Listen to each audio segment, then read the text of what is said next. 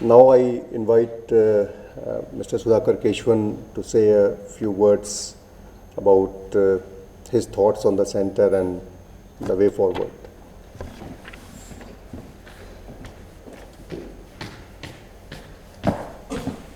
Thank you, Professor Garg, and thank you, Professor Karanikar, for the welcome. I'm delighted to be here. I just was recalling that I came here for the first time 51 years ago. So that's a long time, 1971. I think July of 1971. The campus looks as magnificent as ever. It's in fact improved. It's one of the few places which I think has improved over the years rather than deteriorate. So I'm really delighted to see the campus.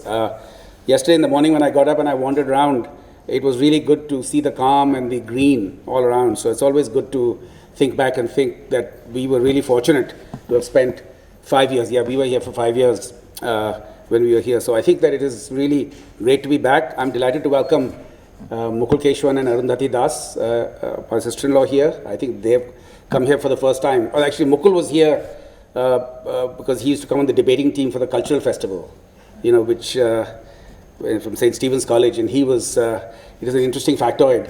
The last team which he was part of was Shashi Tharoor and him, were the debating team from St. Stephen's College. So that was many, many years ago. I'm delighted that Arundhati could join us here. And I do think that my mother would have been very pleased wandering around the campus to see so many women on the campus. So I think that she, as you know, was one of the first women physicists in the country. She got a PhD from Allahabad University in 1942.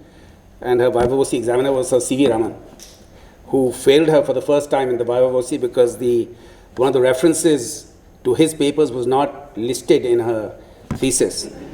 So as soon as she added the reference, he said, excellent. And she got a PhD. So I think that, and then she worked for her whole life as a research, I think in the research department of All India Radio. So I think that she was really very keen on women in science. And I'm sure humanity and social science has something to do with lots of women in the campus, but I'm hoping that also lots of engineers have also, engineering and sciences folks are also part of the campus now. I think that I just want to say a quick word about why we set up the center. I think that it is, climate change is the issue of the day for the next 50 years.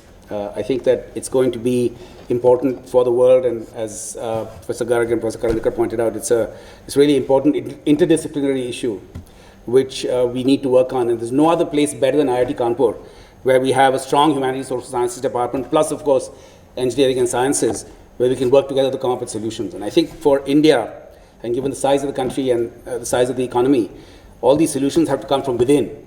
And I think that these solutions can only come from within if we start working on them now, because I think that the government has committed to being net neutral by 2070, 50% of renewable energy use by 2050, and I think unless we start now, we're not going to be able to achieve those goals.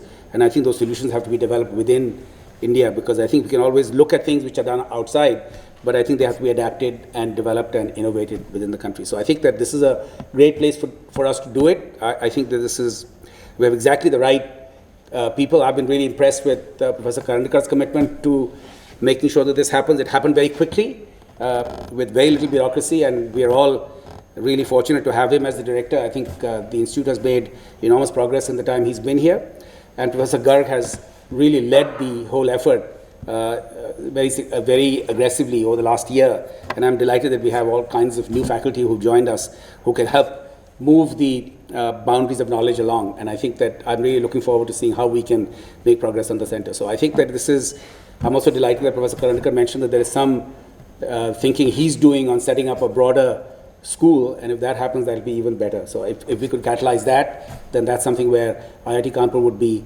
leading the effort, in addition to the Gangwal School of Medical Sciences and Technology, which has been announced. Another interdisciplinary school would be really a terrific thing to have. So I think that I'm delighted to be here, and I look forward to the proceedings today. So thank you again for having us.